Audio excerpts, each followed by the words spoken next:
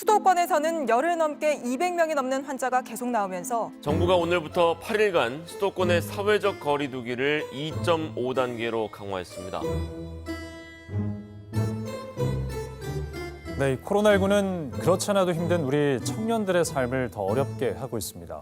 최근엔 코로나19 여파로 고용시장이 얼어붙으면서 청년층의 취업이 2분기 이후에 더 안 좋아질 것이라는 전망이 나왔습니다.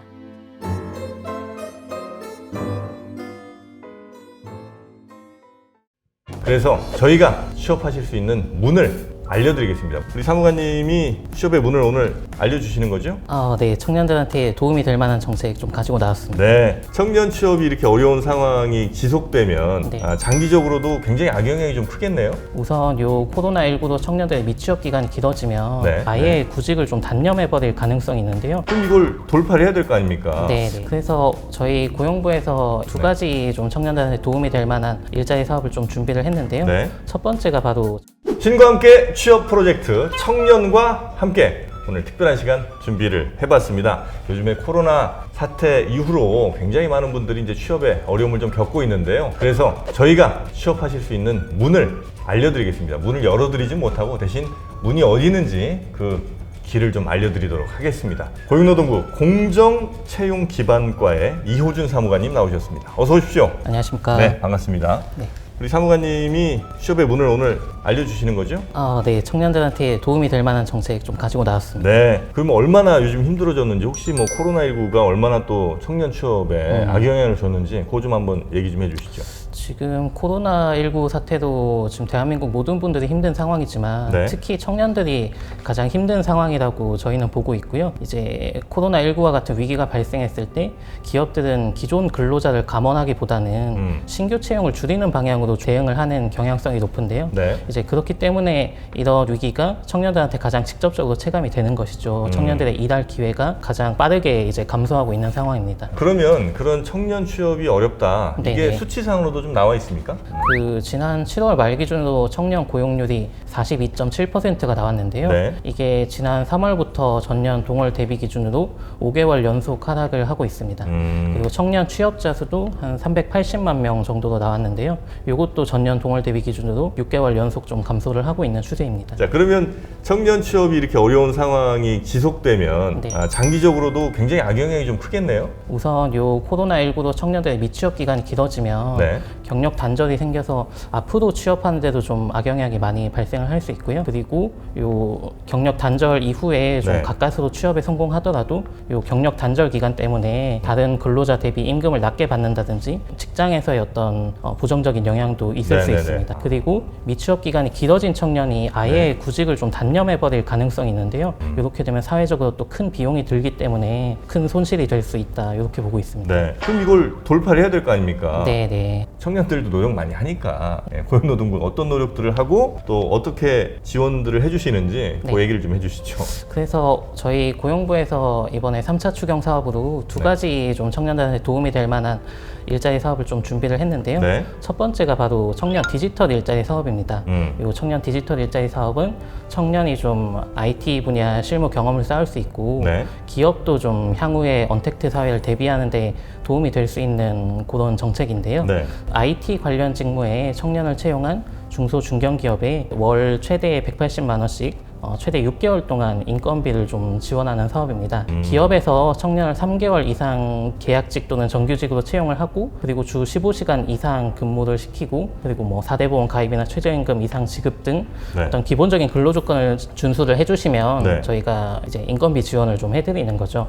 다만 이제 디지털 일자리 사업은 청년을 IT 관련 직무에 채용했을 때 이제 네. 지원이 되기 때문에 이 점을 이제 사업주분들께서 좀 유의를 해주시면 되겠습니다. 예를 들어서 저희 신과 함께해서 청년분들을 채용을 해요. 네. 뭐 15세에서 뭐 34세 미만의 네네. 청년분들 취업을 하면 이거 받을 수 있습니까? 그렇습니다. 네. 중소 중견기업이면 해당이 되고요. 네. 그리고 IT 관련 직무에 채용을 한다 그러면 저희 사업 대상이 되겠습니다. 기업 자체가 IT 기업이어야 돼요? 아니면 그 기업은 상관없이 직종이 IT면 됩니까? 기업이 IT 기업일 필요는 없고요. 네. 다만 청년한테 시키는 직무가 뭐 IT 관련 직무이기만 하면 되겠습니다. 근데 뭐 예를 들면 그냥 저 허드렛 일 시키는데 네네. IT라고 신고하면 어떡할 거예요?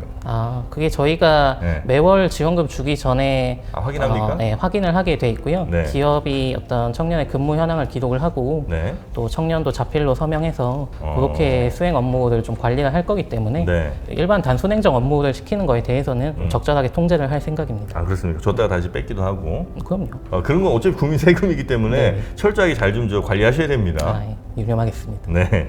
그리고 이제 청년들의 경우에 많은 경우 사실 네. 일자리 경험 자체가 없어서 네. 그러니까 맨 모든 기업들이 다 뭐 경력직만 뽑고 네네. 근데 뭐 경력을 쌓으려면 일단 어딘가 취업을 해봤어야 될 거 아닙니까? 네네. 이런 기회를 좀 열어주셔야 될 것 같은데. 네, 청년한테 좀 더 폭넓은 일경험 기회를 제공하기 위한 정책도 좀 준비가 돼 있습니다. 네. 바로 청년 일경험 지원 사업인데요. 네. 청년 일경험 지원 사업은 청년을 단기 채용해서 일경험 기회를 제공하는 중소 중견기업에 월 80만 원씩 최대 6개월 동안 또 인건비를 지원하는 사업입니다. 이 청년 일경험 지원 사업도 마찬가지로 다대보험 가입이나 최저임금 이상 지급 등 최소한의 근로 조건을 만족을 시켜 주셔야 되고요. 네. 2개월 이상 계약직으로 청년을 채용하면 지원 대상이 되겠습니다. 네. 저희 디지털 일자리 사업과는 다르게 그 직무의 제한은 없기 때문에 청년들이 보다 풍부한 일경험 기회를 가질 수 있을 것 같고요. 그 기업에서도 청년한테 일경험 기회를 제공하기 위해 멘토를 지정하고 업무 지시나 뭐 지도 교육 등을 하는 등 네. 요 청년을 좀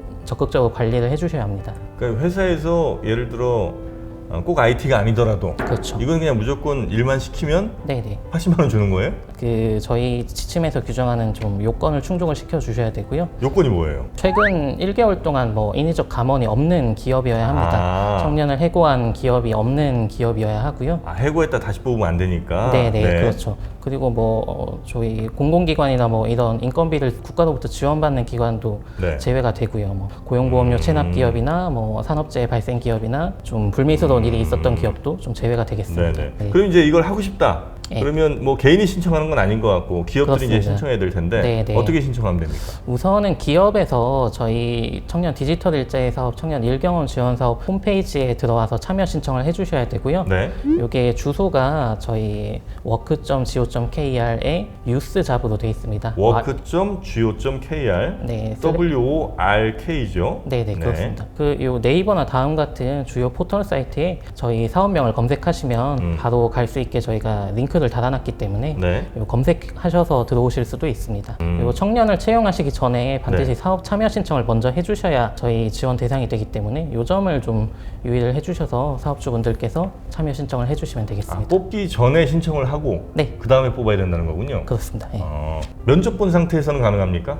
근로계약서 쓰기 전 이때는 괜찮은 건가요? 네, 그렇습니다. 다만 요 네. 근로계약을 맺는 시점이 네. 저희 사업 참여 신청이 승인된 이후 시점이어야 가능하기 때문에 청년을 채용하기 전에 저희 사업 참여 신청을 해야 한다는 것이죠. 이게 올해 지금 처음 하시는 거예요? 아니면 전에도 좀 비슷하게 해본 적이 좀 있으세요? 전에 비슷하게 2016년까지 했던 청년 인턴 사업이라는 게 있는데요. 네. 이런 사업이 있었다가 이번에 코로나 계기로 다시 청년들한테 이제 시작하시는구나. 일경험 기회를 제공하려고 네. 다듬어서 다시 좀 네네네. 하고 있는 겁니다. 왜 여쭤보냐면 굉장히 좋은 것 같은데 기업들이 많이 참여를 하는지 네. 그래서 실제로 청년들이 일자리를 좀 찾는데 도움이 얼마나 좀 되는지 궁금해서 그래요. 지금 저희 사업이 이제 7월 30일부터 기업 참여 신청을 받고 있는데요. 네. 참여 신청이 좀 활발하게 들어오고 있고 실제로 청년 채용도 좀 이루어지고 있는 상황입니다. 아마 이 사업 하시는 분들 가운데 이 방송 보시는 분들 있으면 굉장히 반가운 소식일 수도 있을 것 같고 네, 또 네. 취업 자리를 알아보는 젊은 분들께도 굉장히 좀 도움이 많이 될 것 같은데 네.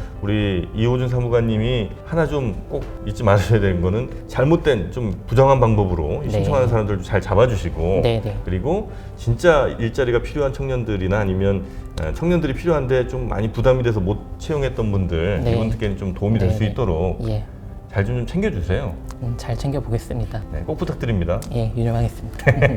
알겠습니다. 오늘 함께해 주신 고용노동부 공정채용기반과 이호준 사무관님 오늘 대단히 고맙습니다. 네, 감사합니다. 네, 자 오늘 신과 함께해서 처음 기획해본 청년과 함께 청년들의 일자리를 한번 좀 늘려보겠다는 생각으로 준비를 해봤는데요. 어떻게 보셨는지 모르겠습니다. 혹시 사업주분들께서는 혹은 뭐 일자리 찾는 분들께서는 이 사업 잘 유념해서 보셨다가 내가 정말 일자리가 좀 필요했다 혹은 뭐 내가 청년들이 좀 필요했다 하시는 분들은 이런 지원을 받으면서 취업을 시키시면 기업의 부담도 좀 줄어들고 운영에도 좀 도움이 되지 않으실까 하는 생각이 좀 듭니다. 자, 그럼 저희는 다음에 또 도움되는 기획으로 찾아뵙도록 하겠습니다. 함께해 주신 여러분 고맙습니다.